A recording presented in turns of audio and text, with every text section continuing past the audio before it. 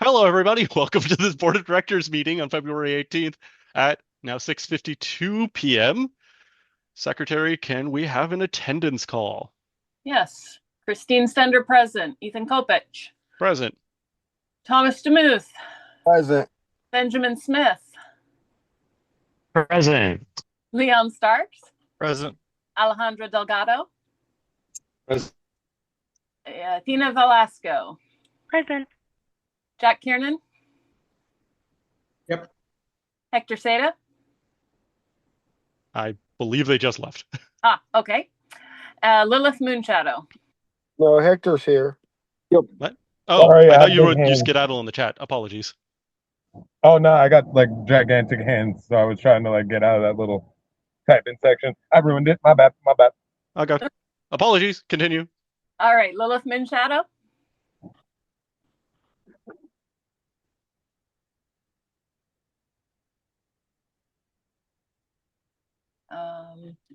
Having trouble with the mute button, maybe? You can also reply in chat. Oh, there's two of them now. Yeah, I don't know what just happened. My Okay. phone just kicked me out and then made me rejoin. Fair enough. Okay. Is there anyone else present? It's Griffiths. Royce Griffiths. Oh, thank you.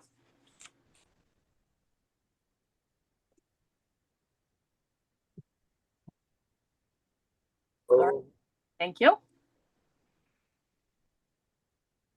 Back to you, Mr. President. Perfect. Okay. Now on to the most important question of the meeting. Monarch, are you providing credit for attendance at this meeting? Yeah. Yay! Huzzah. Okay. Now Jack can leave. Go it. Perfect.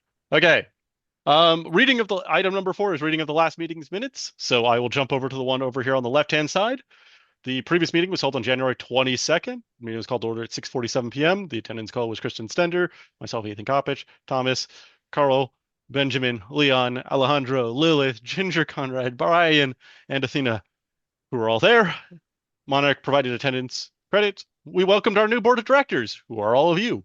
We read the meeting minutes at the last meeting. If you care about those, go back to January's and listen to those. And had a quick discussion and questions for outgoing members from the new incoming members. We then voted to accept the new members. The new members were Kristen Sender, myself, Ethan Kopich, Athena Velasco, Lilith Moonshadow, Thomas Booth. The votes was 6 yes, 1 not present. And then we thanked the outgoing BOD members for their service, and the new BOD entered. The new BOD then determined their positions. Ethan Kopich remained as president. Thomas DeMuth took over as vice president. Athena remained as treasurer. Christine Sender remained as secretary, and Lilith Moonshadow took over as liaison. The vote of that was 6 yes, 1 missing. Old business. The 501c3 business pamphlet donation. Brian Oulet, also known as Milan, had made a pamphlet to present to us and reported that Zeno was working on a video as well. Ryan shared a link tree and presented some rough draft information of a pamphlet he was working on. He shared it to a couple of other people and he had gotten feedback on them, but it was not yet approved for the kingdom. A question arose about where it was currently stored. It was currently stored on their private email server, but the plan was to turn it over to the kingdom once it was complete. Item B was general insurance updates. Question was, does Westmarch need to require official events to have additional insurance for private property, for activities occurring on private property? That was pushed to February. We'll have an update on that in this meeting. Correction of bylaws. So we reviewed the Article 12 updates that the previous BOD had made. And then we just kind of reviewed those again to make sure that all the corrections had been put in. One thing that did come up was about the alternate's ability to vote, where the corpora allowed it, but the bylaws do not. And then the bylaws handbook and other relevant information is available on our wiki page, which you can go to the AMP wiki, type in Westmarch Board of Directors, and it will bring up all of that information. Sellers permit for the kingdom and how to get it. There was no update on that available at the time. Contract for selling on the trailer. It was determined that we would be waiting for Alejandro to ask for help. The BOD would need to approve any contracts that we made, but they were not currently required. Fidelity Charity information and writing a sale. Athena had no update for that in January. Fog after action report by Leon. There was no change. It was noted that it was past the 45-day limit, but due to, they were able to give a previous presentation in December that covered a lot of the questions. It was just finishing up the final paperwork. So we decided to extend that to this meeting today. New business, explanation of how the monarchy must step down from the board and cannot hold any office or positions while in office. That whole, you can't be both the monarch and a board member at the same time because you kind of hold two positions. That's not allowed in our bylaws. Conversation about when taxes, or new taxes need to be filed before April. And then we need to make an annual budget. It was just potentially to have an emergency holding in March to approve the budget. Suggested that we change this process for the 2026 BOD to have them make also the 27 BOD paperwork.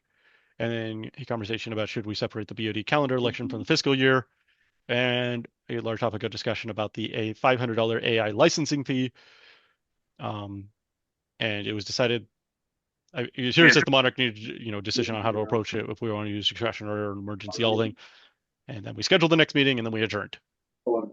Does anybody have any questions about the meeting minutes as read? No? No Okay. questions here. Perfect. I have also seen that Milan has joined our meeting. Did you see it? I'd like to apologize for the all thing amendment that I wrote. I did it because I was told to. We all like to use that excuse. You should know by now that just following orders is not a defense. That is too relevant right now. I don't want to respond.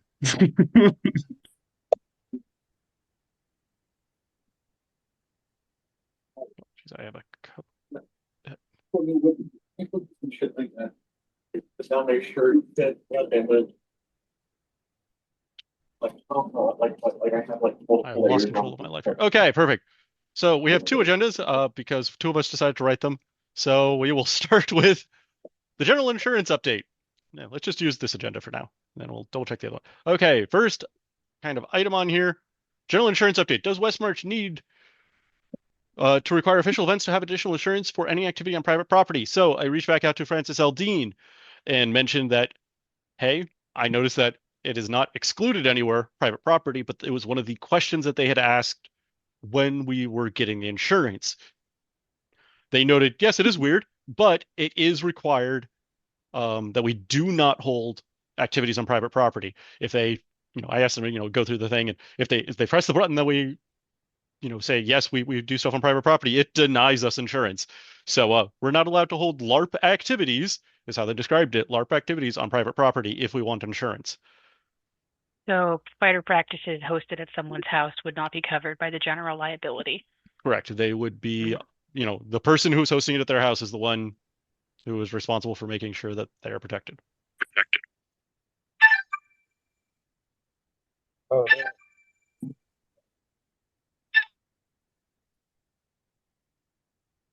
Okay. So I believe that it finishes answering question 1. Does anybody have any additional questions on that?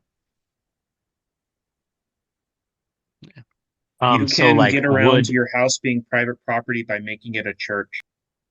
Okay. Well, if somebody wants to go do that, or register their house as like a business or something like that, they can do that. But so would, for example, like CQB, where we were doing dungeon previously, would that have then fallen under a private property? nope, that is a business.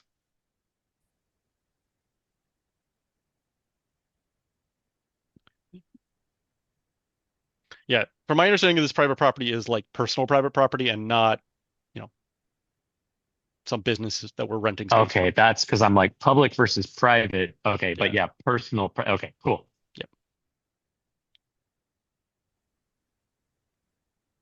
Okay. Well, if there are no other questions on item. The company isn't. How did you might want to be different? Sorry, what? No, sure. But I assume we were talking about like, let's say it's a church, a community center that we're having an event. That's not personal private property because it's from a corporation.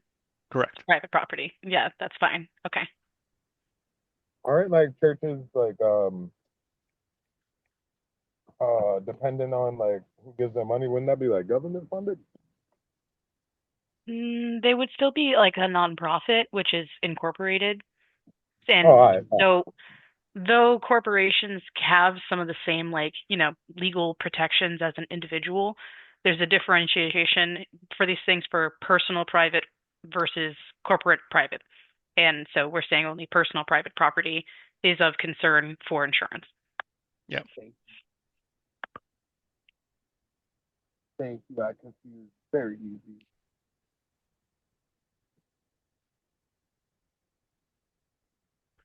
Motion to proceed. Yeah. So the wording, and maybe I should update this in the meeting notes, is the wording he used was personal residence. So, Okay, that is much clearer. yeah. I had to go quickly pull up the wording. Yeah, I can probably share this. Okay, I up in the notes. Yeah, there we go. I can share. So yeah, so they are not wanting actual LARPing events to be at personal residences. Is the wording they used. Oh, that just opens a can of worms for me because I'm like, if I own 5 houses and I have practice at my 5th house, does it count? I'm just not going to If argue. you own 5 houses, guess what? You can afford your own insurance. Yep. Exactly. That's fair. That is our policy. And if somebody gets injured, they're going after you. Got it. Right. Okay. So I believe that finishes 5A. Yes. Yes. Okay. Perfect. Oh, let's resume this. 5B. Correction of BOB bylaws. The Article 12 amended. Okay. So the first, B1 Article 12 that was already completed. We reviewed that last month. The Article 12 outlines how to amend the bylaws. We didn't have any amendments in the last, month, because there was nothing there. Then figuring out alternate ability, can they vote? I just haven't found anything yet. I haven't looked maybe super hard in the last month. I have not found anything that allows an alternate, but I should rescrub the Office of the Attorney General's handbook. I think it just comes down to the BOD is the BOD, and that you can't sub people into and out of it temporarily. But I can dig more into this to see if there.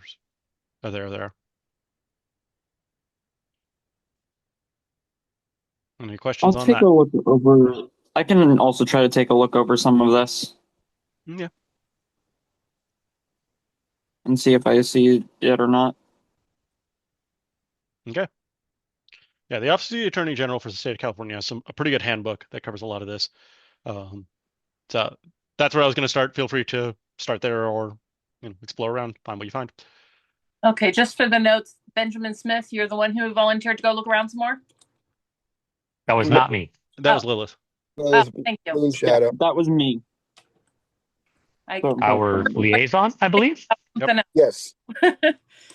I mean, if I had access to the full of the stuff that I was told liaison, among others, should have had access, because I can't find the bylaws are going to be the part that I'm going to need to hunt down. Oh, let me pull those up Further for you. correction. So if you go to our wiki amped guard, Yeah. yep, and then pull this up and just type in Westmarch BOD. I should get the yep, there it is. Our bylaws will be. I'll be able to... And we also have our meeting notes listed there as well, and anybody else, but. Yep. Wow, Sebastian, you did some great good. work on this page, and it's all you're doing. And everybody should thank Sebastian for this wonderful library of useful resources. You're awesome. Yay! Sebastian. Thank you, Milan. Thank you. It was Thank funny you. because I was filling out the budget thing earlier, and I was like, man, I wish I had the financials from previous, Feast of Gods and Dark Shores. And I'm like, wait, I know where to get that. So It's almost like this probably should be on CA AmpGuard instead. a lot of the documents are hosted on CA AmpGuard in some way, and then we just link them there for ease of finding, because CA AmpGuard can sometimes make the documents a little bit hard to find. That's actually something I was going to add on with new business about certain info. where unfortunately we had to do some redundancy, but like the amped wiki is super helpful, but just it's going to become a really long article over time and maybe Yeah. using forums and stuff. But So anyway, that's the thing is like if you click on the Westmarch bylaws, it's actually hosted on CA Amcard. yeah. Right. It's just like this document kind of unless you knew this exact address, you wouldn't find it easily, or like you had admin rights and things like this to like go in and dig for it. We do. I'll side tangent here. We do have a forum. There is a BOD section on it, and we in fact keep our meeting notes on there as well. More on that later. Yep. Okay. Do we want to just consider making it simple and recommending that the all thing change the alternate's ability to vote and take it out of there? I think we should first explore to see if it's possible to comply with how the corpora is written. But yes, if the corpora is just not legal, we do need to put that all thing in. Just to, make it clear. The existence of an alternate is probably a good idea, but alternate as in somebody on the BOD became the monarch. Let's not have to hold a whole new somebody who's hopefully been sitting on the Yeah. previous BOD meetings. Just jump in. Yep. Because the way we say the elections is that the monarch and the CFO or the CEO, CFO, so the monarch and prime minister will go out, have the election as per our internal documents, aka corpora. They will follow that to generate the short list. That short list will turn into the BOD, and then if we remove a BOD member, it goes back to the CEO, CFO, monarch, prime minister to appoint the replacement per our internal documents. So the thing is they would just immediately appoint the alternate. That's Yeah, just changing away from the alternate can jump in when there's not a quorum to the alternate jumps in when we lose a member. Yeah. So we're covered in that second case. It's just this first case where you're talking about, being able to sub in for one meeting. We just have to figure out how legal that is all. It may be, it may not be. I just haven't found a process I mean, yet. I didn't in like a 5-minute scan over the board of directors stuff. The bylaws don't actually even include having an alternate at all, from what I was seeing. Correct. Yeah. It'd probably be somewhere under quorum, but No, the bylaws do not mention an alternate. yeah. No, Yeah. like the like OAG stuff. Oh yeah. If they were going to mention it, it'd be somewhere hiding in their like quorum, I bet. Yeah. But the point is this is a big old document. I'll go read it later. This Okay. meeting is not the time for me to go dig through the OAG documents. Yep. So, okay. Do we have anything else we'd like to discuss on 5B about trying to figure out how to get an alternate the sub and vote? Okay. 5C, seller's permit for the kingdom and how to get it. Athena, Royce? Right. So as we started talking about at the beginning of this meeting, if we want to be able to do sales outside of just the month of Dark Shore and the month of Feast, we need a seller's permit. It's not a month thing. It's Oh. you have the temporary permit you're thinking of. You can file a temporary permit for a location and it's good for a month. But just period, if we are going to do any sales that are not Dark Shore or Feast of Gods, we have to have a seller's permit, which somebody that's not me has to go apply for. It's free. You just go on the website and do it. You should probably, because looking at it from a standpoint of the side of the people that have to deal with it on the back end, appoint somebody for the kingdom to do the returns and stuff that's not going to change every 6 months because it's a pain in the ass. That was going to be my question, which is, let's say we make it the treasurer, just for the point of the conversation. So it's appointed for a year. If we change that treasurer, we would have to reapply for the seller's permit, right? We can't just transfer it. You can change it. You can change who's on the seller's permit. There's a form for it and everything.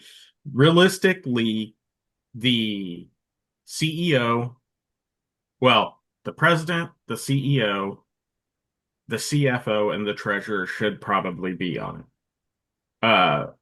Practically speaking, most of the time there's 2 people on it. When I go out and I do an audit, they prefer us to put everybody that's on the SOS documents on it. But if we as AmpGuard fill it out. We can put whoever on there. You can also have somebody that's not on the BOD be on there to do it for you. You can also have somebody that's not on the permit have, say, I'll use myself for example, say I had a account with it. You could set me up to have third-party access to do the returns. Yeah. So there's a lot of freedom in what can be done there. And by returns, you mean tax returns? Sales tax returns, yes.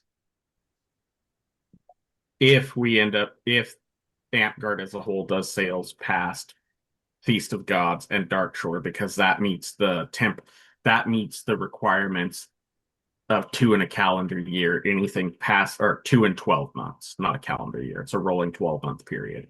So if, say, I'll use Dungeon. The Kingdom sponsored Dungeon and Dungeon became a Kingdom event, then we would have to get a seller's permit because we're selling things 3 times a year. 3 times in a 12-month period. Rolling 12-month period. Interesting.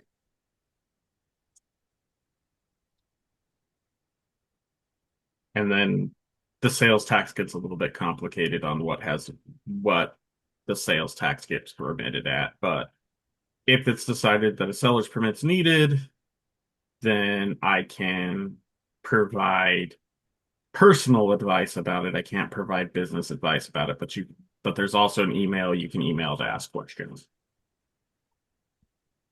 Okay. And to get written advice. What kinds of things would be likely to be taxable?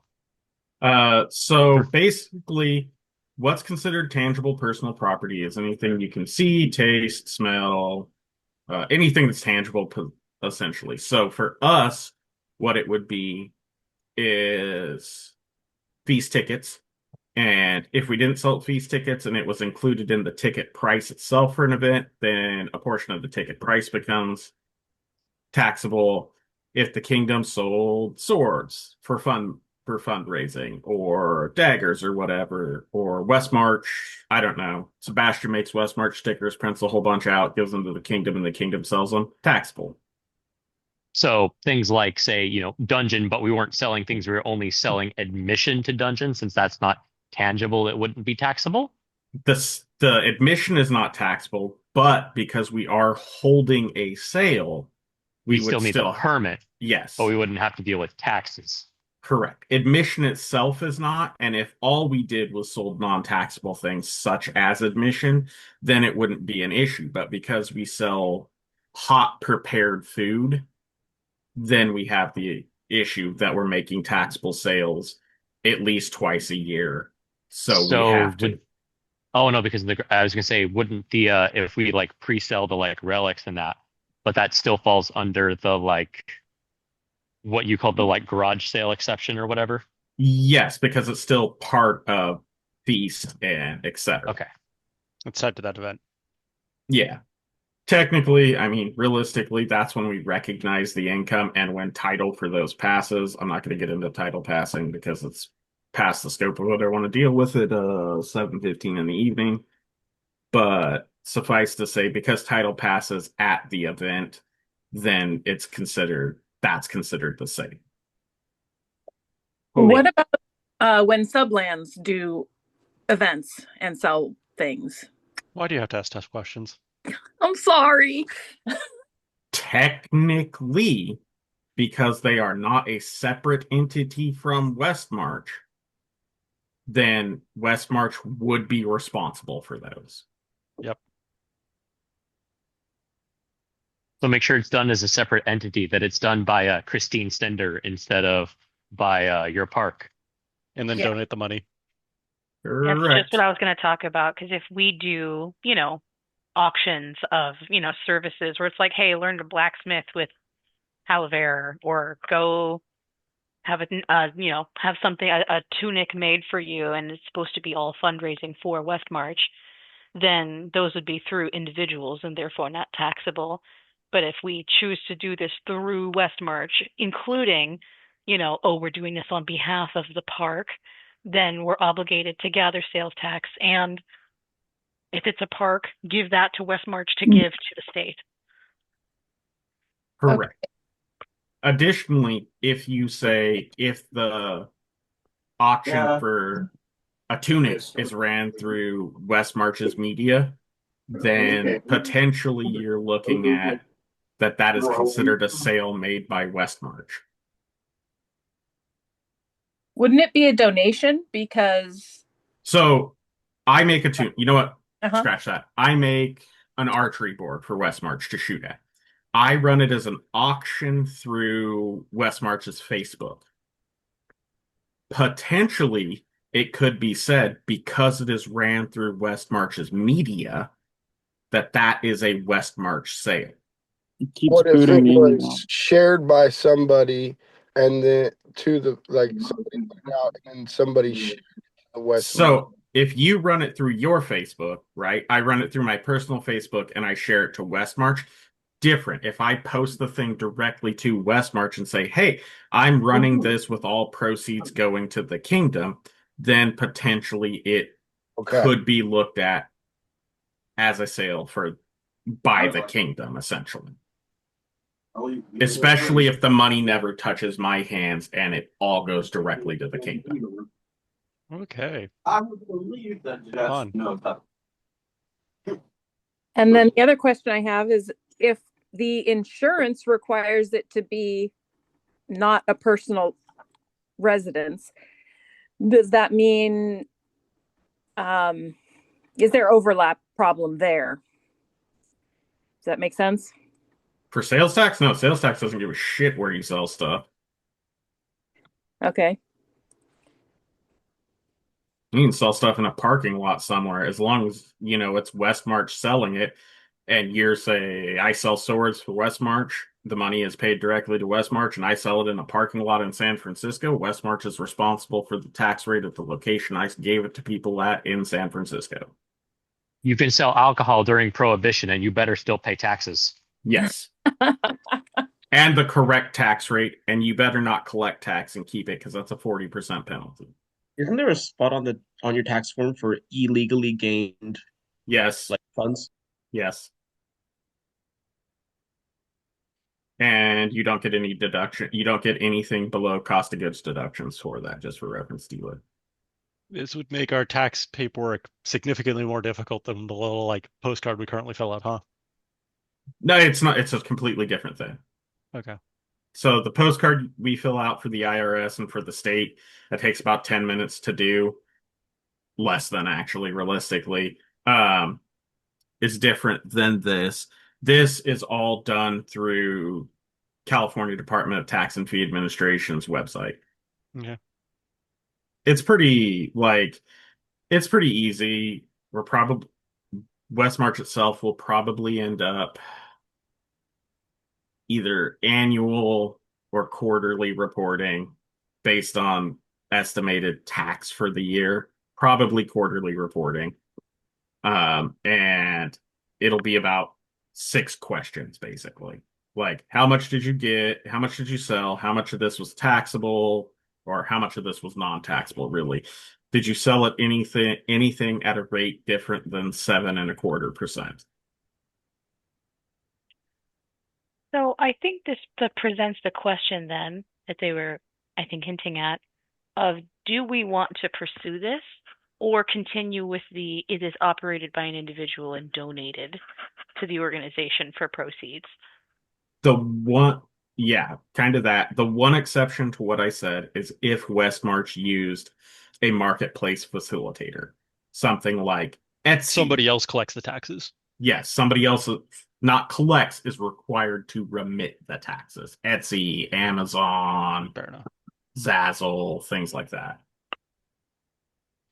And the answer is we should probably either we have a selling platform in some methodology, like Etsy or Zazzle or something like that.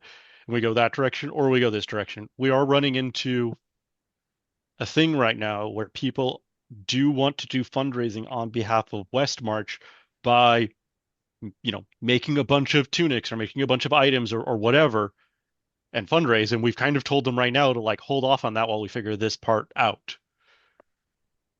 So if this is the way that it's decided to go and somebody else makes the account, I can, because I just had to fill out the paperwork, so I know this, help with doing the returns because I am a dues paid member of the organization and I am not being paid for the service. I just can't set up the account and stuff because it's a whole thing at work. Yeah. Like if it were for me personally, like I were selling cutting boards or whatever, I could, but because it's for a different organization, I can't because of the position I'm in. Well, the other thing I want is to just go in eyes wide open. We have a lot of people who very much want to help. And so we also need to look at how do we track sales, right? Somebody down south goes, hey, I want to do a thing. And we go, cool, we'll have to track taxes and do all of this and blah, blah, blah. And so they get together with their park and they, make a big old bunch of sales and they donate us $1,000. We need to make sure that like all of the items were appropriately tracked, right? And then we're not like, we don't have a training program for, Steve Smith in Ethereal Hollow to go read to make sure that it's all done. So technically, using that, right? So Steve Smith makes 10, and there actually is a lot of this information is available online. That say Steve Smith makes 10 tunics. 5 people buy 2 each at $40 a pop. So we make Westmarch makes $400. They're mailed out to whoever. Then Westmarch pays 7.25% on the $400. Yeah. I'm not going to figure out the math. It's pretty simple. Basically, if somebody does it essentially, then it can be figured out pretty quickly after the fact. If say it's like I said, it's $400 made in this example, and it's mailed to whoever, then it's going to be 7.25%.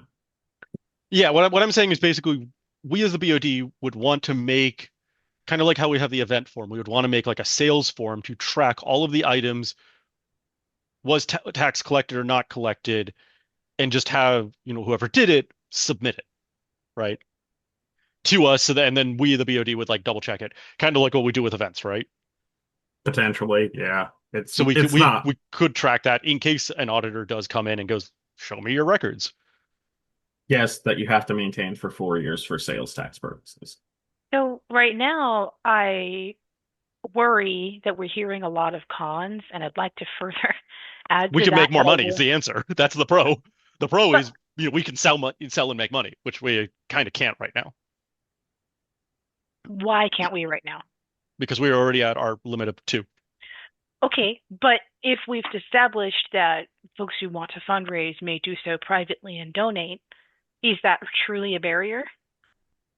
There's a liability or a concern there, right? This is a much larger discussion that I've had about like when a monarch of a local park, somebody pays them $10 and says, I am a dues paid member now, right?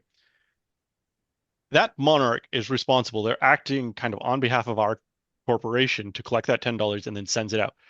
Let's say that monarch collects, 10 of these sales, they have $100, and then they just skedaddle off. We as the corporation have to go back and like find the money. We're still responsible for all $100. 50 of it's owned by the kingdom. The other 50 is basically held for the land. But really, it's still the kingdom's money. All $100 is the kingdom's money. And so like there's all that liability, or the monarch just never does it and goes, oh, you never paid me $10, and now the person's like, what's going on? I totally made this transaction, and comes after the kingdom to be like, you've got people who aren't doing things. Right? Like whenever you deal with money, it should be clear of how the money's coming in and how the money's going out and who's responsible and what level of responsibility. I So think like, sure, somebody, Steve Smith could go sell 500 items personally and then, just say, hey, I'm donating $2,000 to the kingdom. That's fine. But it does open up that whole time of what if Steve Smith walks off with the money? So it becomes a matter of priority then of do we want to cover our butts for potential of players walking away with funds intended for Westmarch, but I feel that this is a game based on honor system. We have these liabilities at a park level with park funds every day anyway, versus the I think I just said the pros and cons there, where it's, do we trust individuals to fundraise on our behalf, or do we cover our butts about it, but have greater administrative tasks as a necessity for it? And what do we feel about that? One of the things you mentioned is that, like, what if they, with funds intended for Westmarch, but the thing is if we know it's intended for Westmarch, then they're not really doing it on our behalf in that case. Additionally, with Westmarch being a 501c3 now, there is some additional financial responsibility in those, and it could be that something gets looked at for financial impropriety in that instance. Somebody's using our name to raise money for themselves and walks away. That is a lot of hypotheticals, though. If we have a loss of money and we just have an active, up-to-date ledger, it's like, hey, we've got a loss of $100 and we get audited. If we have the documents, laid out, we're not going to get punished. No, it's just sorry, because we have had I'm not like Milan. You were there. We had a park where they just closed up and left the kingdom, like they moved to Texas with $500 or something like that. Oh, I'm familiar. Yeah. Like this has happened in the past. And they tried to claim, like when we contacted them, they're like, oh no, like the money was for the park doesn't exist and I was the holder of it, therefore it's mine. We're like, what? Do we have a means of pursuing people if they fundraise on our behalf and don't pay or walk away with land funds like that? We sue them. And if they're fundraising on Westmarch's behalf, and it is like I go out and I fundraise on Westmarch's behalf using the Westmarch name, whether or not I give them the money and I don't have permission, the very first step is sending that person a cease and desist. Yep. I feel as though having the ability as an organization to sue someone, and it doesn't necessarily guarantee payout, covers our ass in the way that having a seller's permit would. But this is only my opinion, and I'm not going to be upset if we choose to pursue it. I just worry about the public's opinion of complication. Is the seller's permit gonna solve the problem of people, like, instance, running off with land funds? It will make it easier for us because the answer is Steve Smith in scenario one. There's, we have a seller's permit. They say they're selling on behalf of the kingdom. We say, yep, you're allowed to use our seller's permit. They go off and then they run away with the money. Option two, right, is they go, I'm selling stuff and I'm going to donate it all, and then they run off. In scenario one, we can sue them very clearly of you were operating on behalf of like our kingdom and you were doing this and like here's the paperwork. Super easy open and shut case, right? We could basically do it in small claims court. It would cost us, $65 or whatever it takes to file in small claims court and like a day. After it gets scheduled and all that. The other one could get a lot messier because we have to prove that like the intended was that they're going to do this and now they've run off with the money, and then like if we wanted to get it back, that's a lot harder. The seller's permit protects Westmarch in that there are recorded meetings of me talking about a seller's permit, so the kingdom is aware that if they do sales past the 2 in a calendar year, essentially, they are responsible to collect and remit sales tax. So the penalty for that is 50%. So if the kingdom sells shit and it is not through a marketplace facilitator beyond, and even if it is at that point, we would still have to collect sales. So basically, if the kingdom wants to sell anything past the 2 events that it already does, it needs a seller's permit. Yep. So we basically can't run a third event is also what you're saying. Yes, correct.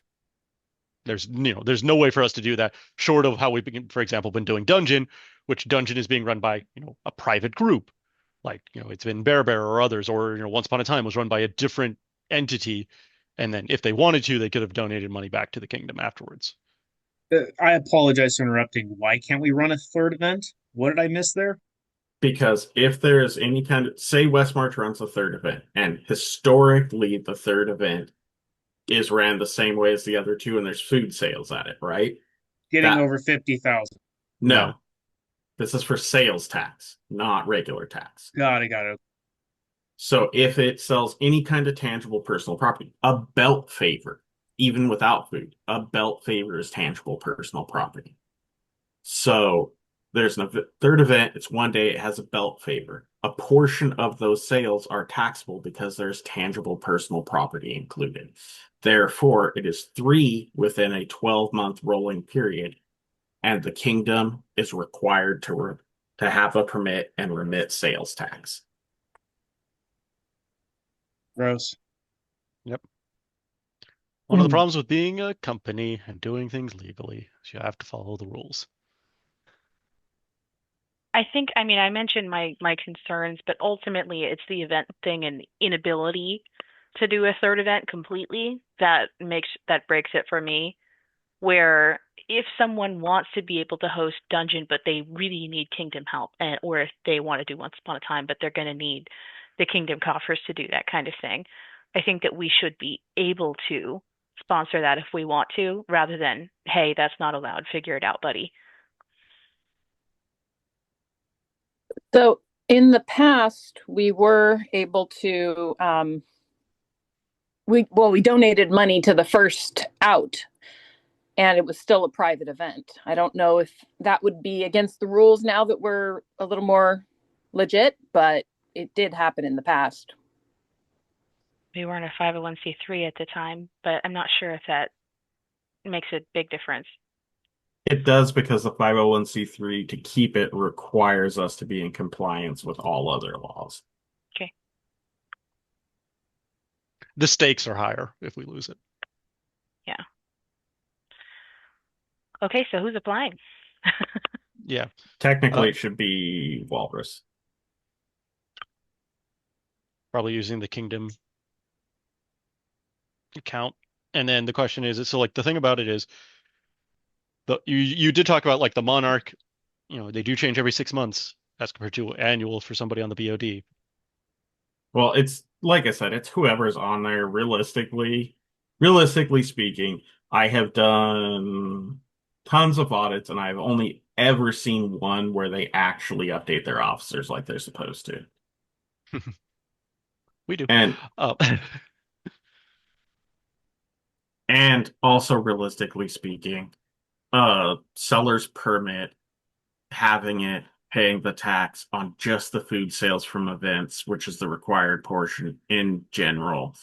Say it's $3,000 a year in food sales for an event. It's $215 a year, give or take. The answer is we're gonna make, if it's 7%, we're gonna make the other 93% in profit. Still, yeah, or revenue at least. Yeah. Okay. I have a small point of contention here, Royce. It looks like we can run as many events as we want, but it's possible that if we sell something at a third, fourth, and fifth event, that we might have to collect sales tax on tangible items that we sell. Is that on all of them? So here is where this gets tricky.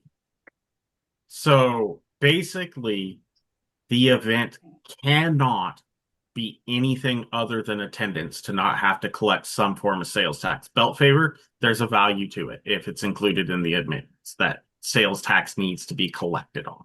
Can't that be a gift in addition with admission? Nope. Okay, so what I'm hearing is that let's say we do a third, fourth, and fifth event, then perhaps on the budget we'd have to set aside 15% of the take to pay tax at the end of the year. It's not that we can't hold an event, it's just there's an additional cost. If we hold a third event and there's any kind of tangible personal property that comes from it, like I said, a belt favor is the example I used earlier. Yeah, all of our events become taxable, and we are required to pay sales tax on the value of all of our taxable sales. As opposed to our 2 events now, we don't have to, correct? Because the exclusion that we're using is that title for the physical stuff does not transfer until the event date and time of the event at the location, wherever it is. and we are meeting the twice in a 12-month period exclusion. Yep. Okay. How does it affect it if we give something at cost? So it costs me $5 to make this belt favor, and you hand me $5. It is a $5 sale. Okay. So we didn't. So that's for anything that we're. It's a sale. What if it's like, say, for like Dungeon? It's a suggested donation. Is Dungeon giving out any kind of item swag for being there? We were doing belt favors. That's a sale. A And- portion of that, a portion of whatever is paid is a sale.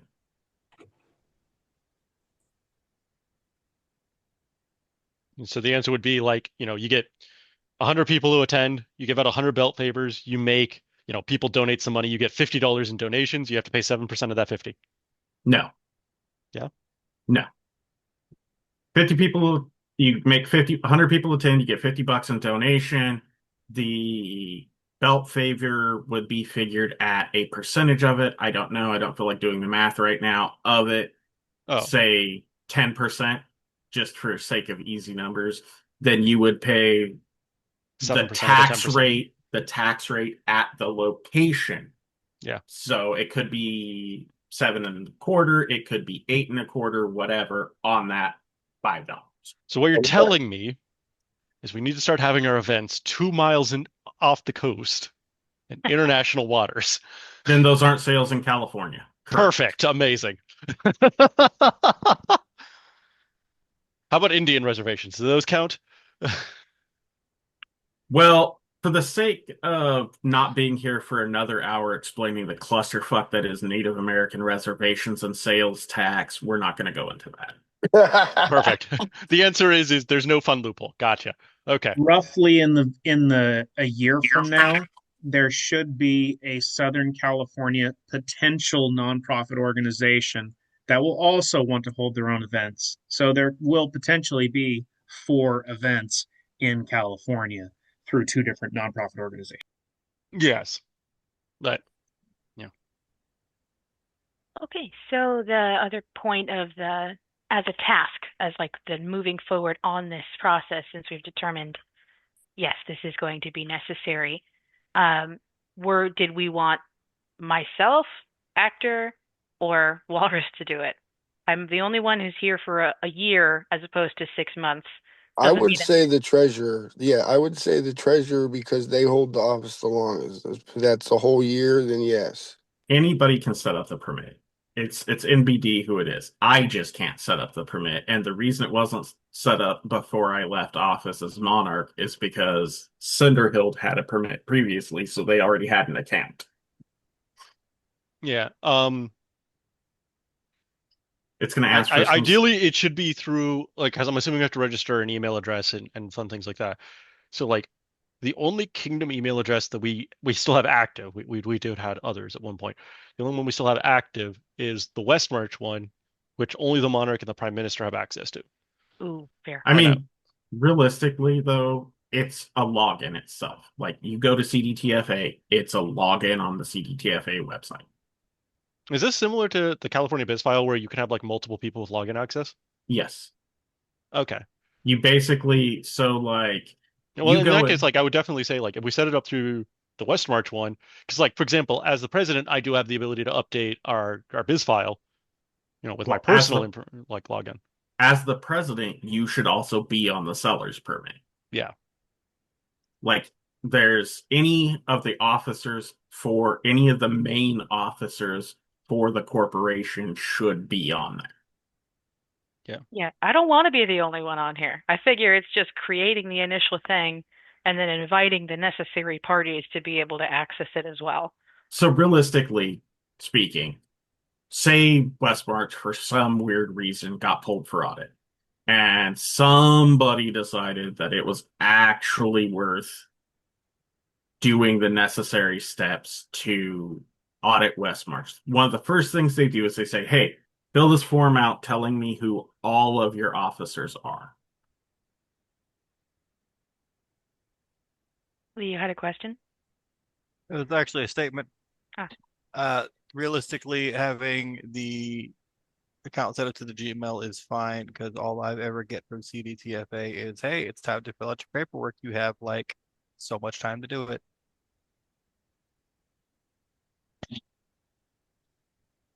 Okay, so it sounds like it's an action for myself, the Monarch, and the Treasurer to go handle this offline So before perhaps it this becomes a can problem. be part of the Wells Fargo meeting. We can add this in as an agenda item for that. Not required. Not required. It does not require. It's literally, I believe, on the client side of it, you can just go in and change the officers. On the CDTFA side, changing officers, in my experience, has been a form.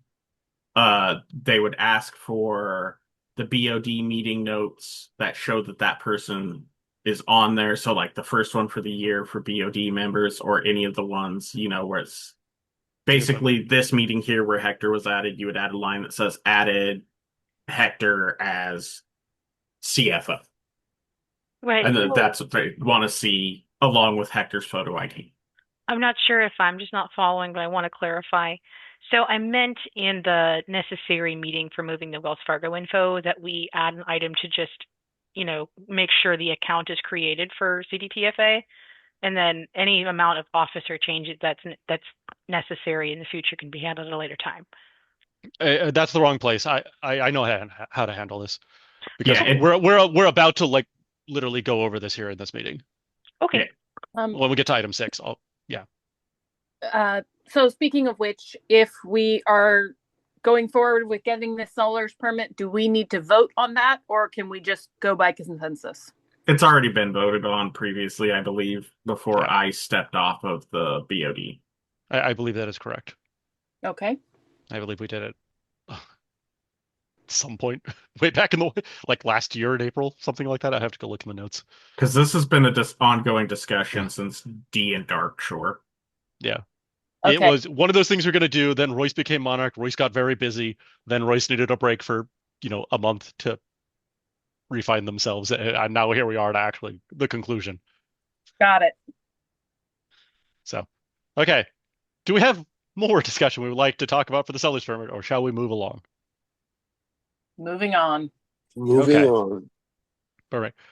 Okay, Fidelity charity information sharing. So Athena and I you and I were talking about this a little bit earlier. This is information about how people can donate to us. So we are set up through the Fidelity charity.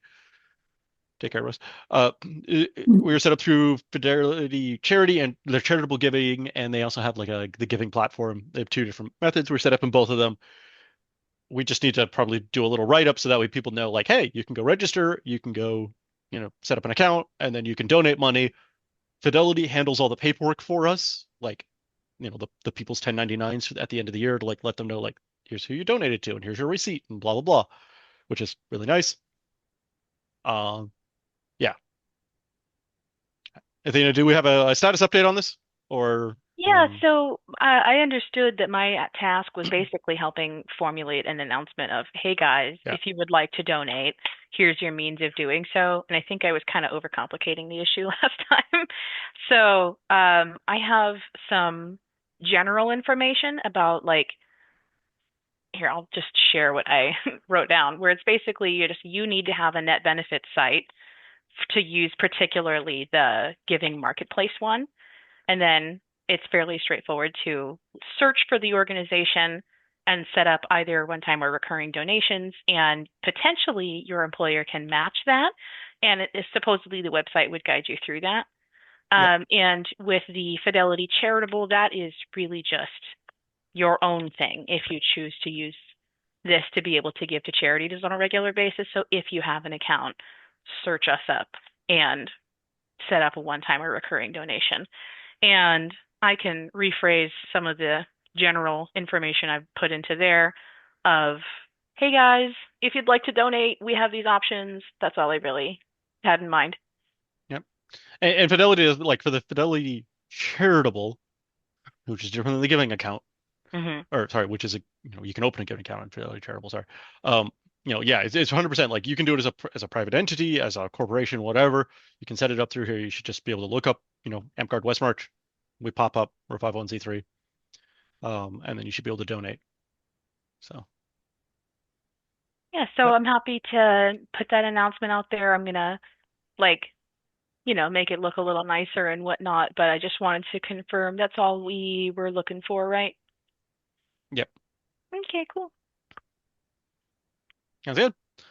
Okay, item E, Leon, Fog After Action Report. I know you sent some stuff over earlier. Yes, on Friday I submitted a Google Drive link that has all of the things. Yes. I haven't fully gone through all of it. Does any of this contain PII information? No. Okay, cool. So here was the Feast of Gods, the Westmarch post event review form. Yes. Yes. Okay.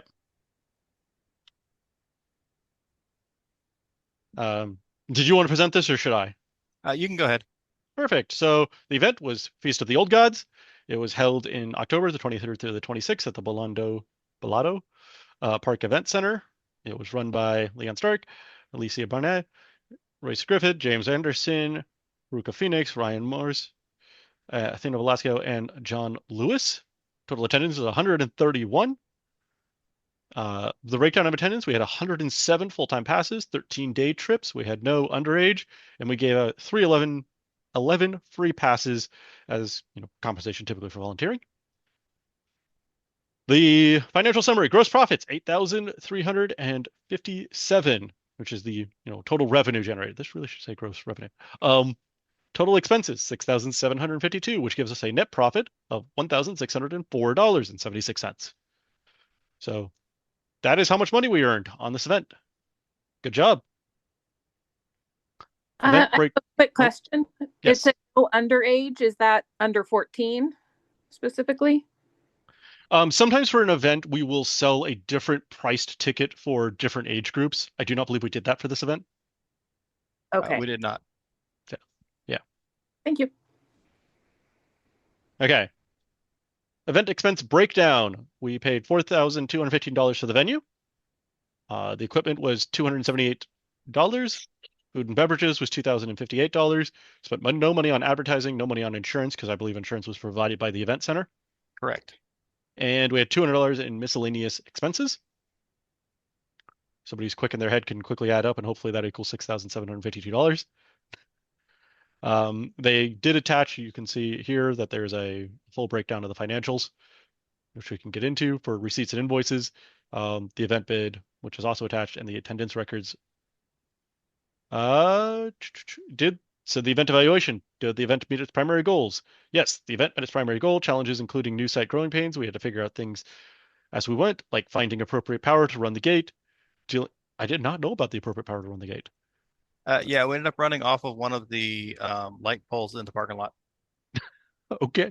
Oh, to run the gate thing. Okay, not the gate that opened and closed. Yeah, no, okay. to run I was like, gate, what? our setup where we check in. Gotcha. Okay. Dealing with the unexpected amount of pestilence, the on-site maintenance not answering our attempts to reach them, having to call over 33 times. Overall, we started a relationship with a new event site that seemed to love us, and they welcome our return for the future. Recommended for future event, pest control. See about renting some of the other bathrooms on the site. So we, as the board of directors, do we have any notes here that we would like to add?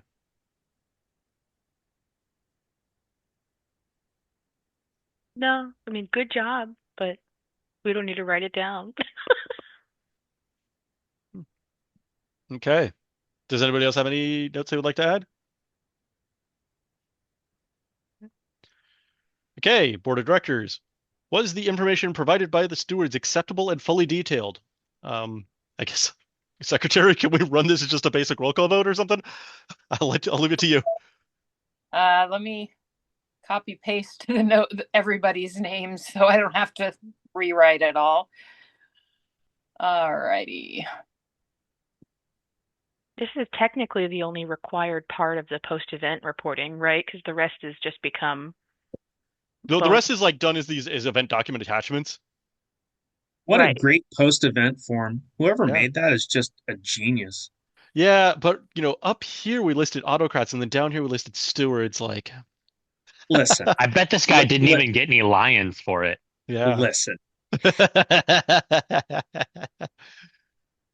Pardon, the reason why I was checking about do we feel that this is complete information on a vote is did we review everything that was required? Yeah. So these additional documents they are attached: the event bid, the attendance record, and the receipts and invoices. Right. So here's the original bid. It's here. It's all filled out. Right. The financials, which we've kind of I think we've previously gone over, but these. Oh, okay. Right. But here's the financials in case anybody is interested. We had 38 tickets at $1,900 for early, 59 tickets at regular, day trips 13, comped 11 for a total of 5,800, and then we sold relics, food, vendor fee, right? And then that gave us the total of $8,387. I'm going to assume this is correct because I see it as run as equations, so I'm going to assume that Google Sheets knows how to math. Then we had some expenses, the site fee, the goodies, the work, costs, and the overall fees costs. These numbers seem to match the ones we just looked at for the total expenses, and the delta between those two, which is the net operating cost, is that $1,634. And then of this, just in case again people are curious, of that $1,604, $400 was left into the FOG account for growth, and the other $1,204 was given back to the Westmarch General Fund. Okay. So we are taking a vote that the information is complete and acceptable as submitted. Christine Stender says aye. Ethan Kopich. Aye. Thomas DeMuth. Aye. Alejandro Delgado. Aye. Athena Velasco. Aye. Hector Seda. I'm not seeing them on anymore. He might have dipped. Okay. Lilith Moonshadow. Aye. All righty. I didn't miss anybody else, did I? Athena? I got Athena. Okay. Perfect. Okay. Does the board consider this event review final and closed? I don't know why these are two separate votes. Okay. Yes. Does anybody have any different answer? Excellent. We're done. Perfect. Amazing. We'll figure out how to get this signed off. Perfect. You can Very use the well smart organized waiver form. document. Actually, we have a DocuSign account. So When did we get that? when I paid for it in August. You're amazing. Oh, I didn't think about adding that to the budget. Right. Okay. Leon, do you have anything else you would like to talk about for the FOG after action report? No, I think we've covered it all in the previous innovation incarnations of this conversation. Perfect. Okay, item F, taxes. Hey Athena, this is a reminder. We need to pay our taxes by April 15th. Okay. I'm going to need a little help with that, but I can certainly do so. Yeah, well, luckily for us, it's again on our wiki page. Step-by-step instructions. Beautiful. Can do. Yep. I don't know why I closed this page during this meeting. I should just keep this open.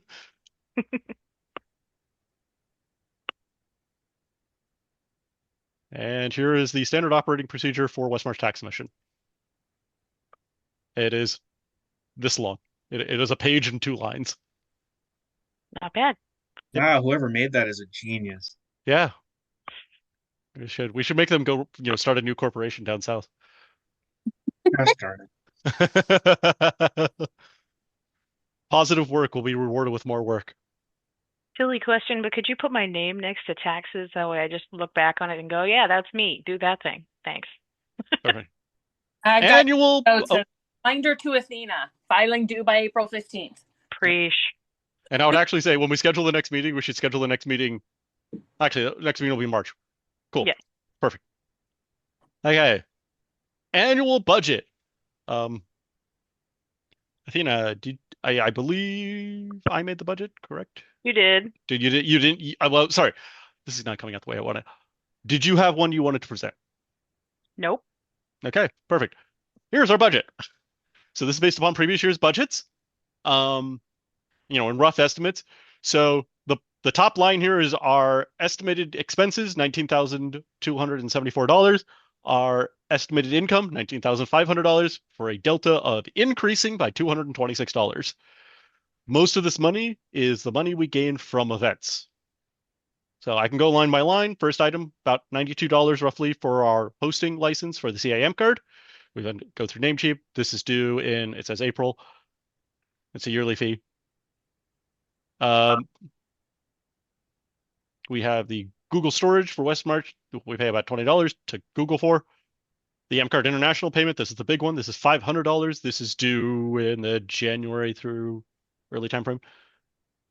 Alex, have you heard of anybody complain about this yet? Or sorry, Alejandro. I don't know what. Just called you. I haven't heard any complaints. Alex, perfectly okay. Okay. Perfect. Yep. So, we need to get this license fee over to them before they start complaining. The iPostal account, it's roughly $150 for our mailbox. That's again, paid in roughly March time frame. Estimated that Dark Shore will cost roughly $7,000 and Feast of Gods will roughly cost $7,000. Over here in the notes, I went and did a little bit of historical digging to determine how much the previous years have cost. 2023, I didn't have that readily available, but 2024 was $8,200 and 2025 was $5,154. So we could, I'm roughly saying, let's split the difference. Let's call it around $7,000. The estimated fee for Feast of Gods event, $7,000 budgetary, kind of put in here. That's going to be in the September-October timeframe. And again, looking at the historical, it was $9,400 in 2024, $6,752, as was just presented in 2025. So again, throwing in roughly $7,000 budgetary there. Then we also set aside some money. This is actually discretionary, so this comes out of the Monarch funds, but we throw it in here so that the populace is aware. For the Summer Midrain Feast, so this is the one I've got the dates mixed up here. August.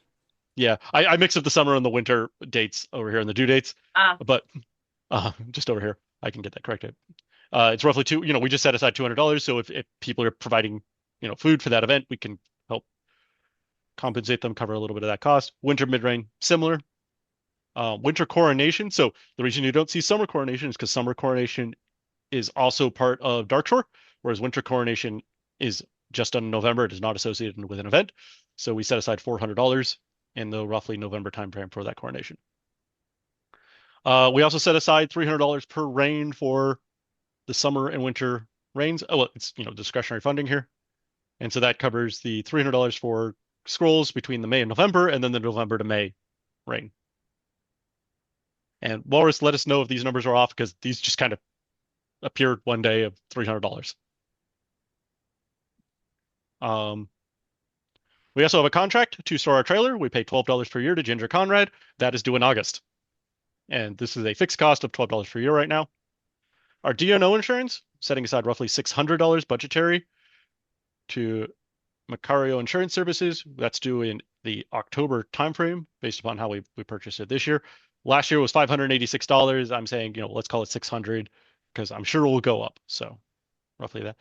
So that covers our directors and officers insurance, and then liability insurance, $2,500 to the Francis L. Dean and Associates. That's due in December. It's an insurance, and this is based upon last year's cost of $2,291, which again, I'm expecting to go up. So I just kind of threw roughly 10% increase on there. As far as our expected income for 2026 dues paid members, we have roughly 115 dues paid members right now. So estimating roughly 100 dues paid members, every 6-ish months.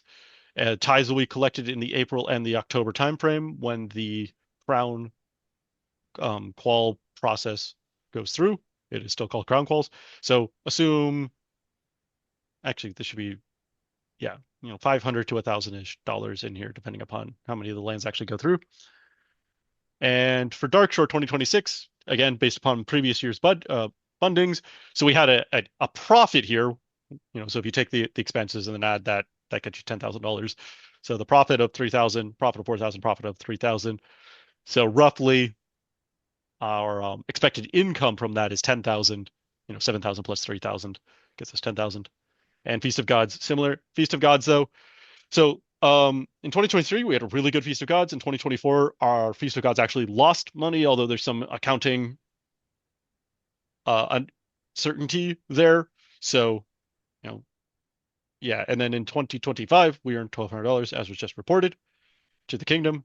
So again, you take this is the profit, you add that on top of the expenses, and you can get the revenue that we're expecting. So roughly $9,000. So with all of these items on here, we slightly break money. Huzzah. Huzzah. Does anybody have any questions on these items, or did I miss anything major? Just commenting that 300 discretionary for the summer and winter scrolls is about right. Anything that needs to go over could be pulled from the monarchy, the monthly discretionary fund. Yeah, so I think the way that this is listed is budgetary versus discretionary. The discretionary actually already comes from monarchy, but you could also make the very easy argument of we put this on the Alding and the populace votes on it, and therefore it's already pre-approved from the Alding. So feel free. Yeah. I don't know why we didn't necessarily make this distinction of budgetary or discretionary. I made this form and I didn't know what I was doing. That's the honest answer. Okay. Smart waiver is not on this. Ah, that is true. And then technically, don't we pay Dash $1 to store the trailer? It's $12. It's $1 per month. Oh, it's on there. I missed it. Sorry. Yep. And I also realized that we should probably get DocuSign on here because I paid for this year's and I should get that dealt with. Oh, discretionary spending was money that the monarch would set aside, and it was an expected expense, but not a mandatory expense. Budgetary is a mandatory expense. That's what I did. Okay. As a quick comment on the description for Darkshore, that is actually more like 10,921 for the total. So yeah. Just as a small note, it's almost a $900 short, roughly. Just as a quick notation thing that my brain caught. If it's based upon those three incomes. Yeah, I figured it would be better to be under because we're trying to future project, and you can see the this one, is fairly consistent, but Feast of Gods will have a huge swing in the amount of profit that we get. I noticed that one. Yeah. Okay. No, I was just commenting on that. Okay. I will look up numbers for the smart waiver and the DocuSign. I believe the smart waiver is like $15 a month right now.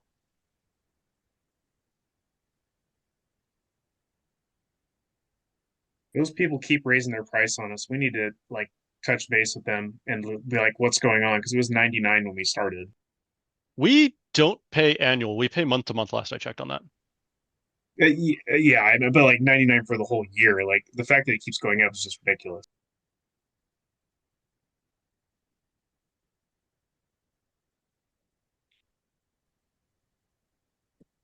I mean,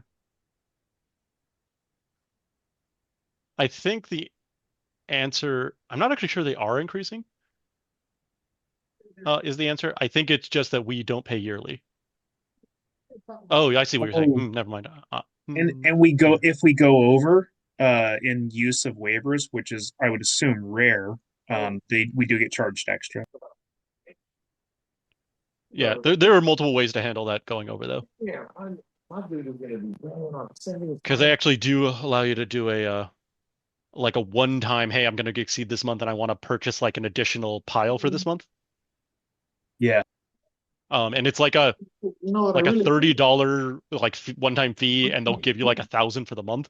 And I've actually been recommending that like we just add that to the event expenses, because that's when we go over, and just say this month you have to pay for the additional, so we can have a pile of waivers.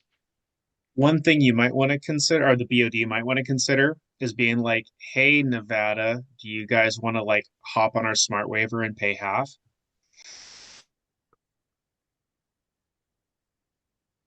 That would be interesting because it would be two corporations. Nevada who? You mean Nevada as in the new principality, or Nevada as in our Park Faldair out there? Principality. Think of that Delaware address that's home to like 11,000 companies. Yeah. We would have to set, I would want to see us to set up like probably a contract there saying, here, the give and the take and the interface.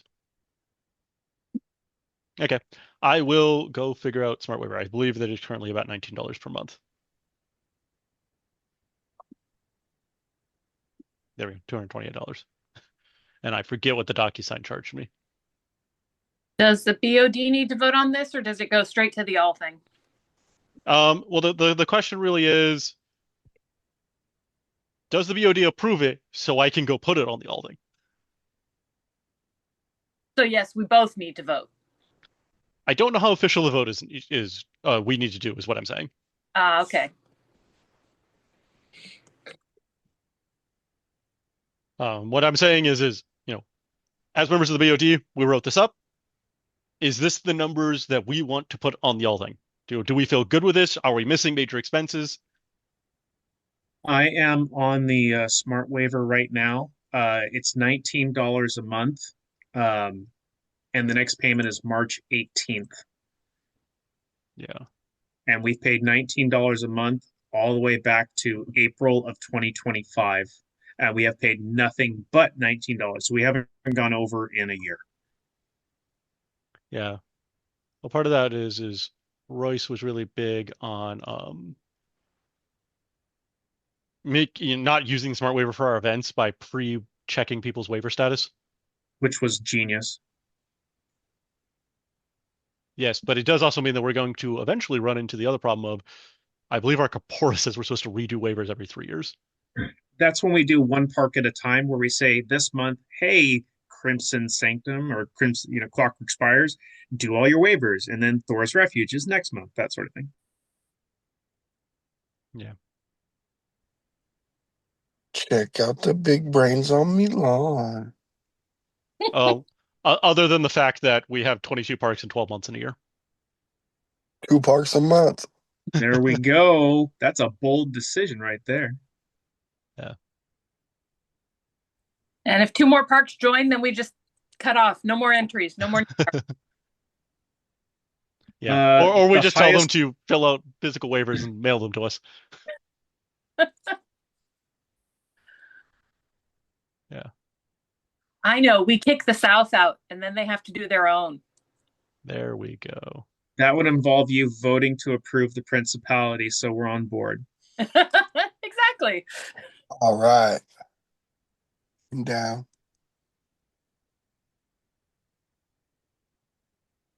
Yeah, it looks like we've gotten 93 signed waivers since January 1st. Oh, I'm sorry. I unmuted myself to cough on instinct. I meant to mute. Okay. Okay, are we missing any other things? I will go figure out what this DocuSign payment is. Or I might just cover it. We'll see how that works. Oh, the other one is the Secretary of State filing. I'll figure that out. That might just be on our discretionary receipt payment. We'll figure that out. Okay. It's $10. It was $30 last time. I have a minor update on the trailer advertisement. I realized I don't have the what is it called? The dimensions of the trailer. But I was doing just like market rate sets for the for putting advertisements on the trailer. Yes.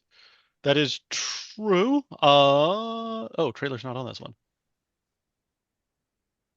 I took it off because he said he was gonna come to I us. can get you those measurements tomorrow. This kind of thing. Yeah, I because can I get you believe the the action. dimensions tomorrow, Walrus. I would appreciate that. Perfect. Yeah, true. The action we had was contract for selling space on trailer. No action unless the monarch asks for it. Perfect. The action has been Thomas will go find the size of the trailer. We'll put that in the walk-on business. Let's finish up the annual budget so we can. Okay. Yep, perfect. Annual budget. Anything else that we need on here? Nope. Put it to the all thing. Sounds good. Done. Okay, back to agenda. We need to pay the $500 AI licensing fee. Cool, great, done. We know we need to do that. New business. Okay, we already did the Wells Fargo. Update the Secretary of State CFO information. So, I can show I'll show you all the webpage afterwards because it has PII on it. But so I don't want to do it on the recording here. But basically, I just have to go and do the filing and the update. This is a action for me to do this. All right. And I know, and I need to do it. Okay. Any walk-on business we need? That's where we put the trailer in. Perfect. Trailer. Thomas, go measure the trailer. Any got other it. walk-on business? Great. Amazing. Okay. Now we're at the fun part of the meeting where everybody runs off to go grab their phones to figure out when can we schedule the next meeting.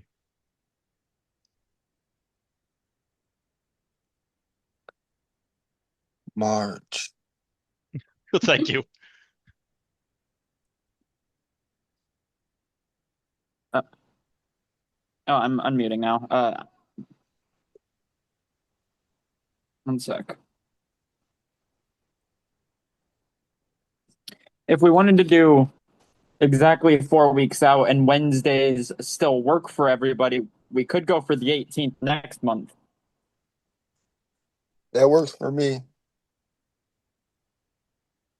18 works for me. Sure thing. That should work for me. I'm going to quickly double check. The trailer is 7x14. If that's what you guys need the measurements of. No, I need the available space to sell advertisement space. Got it.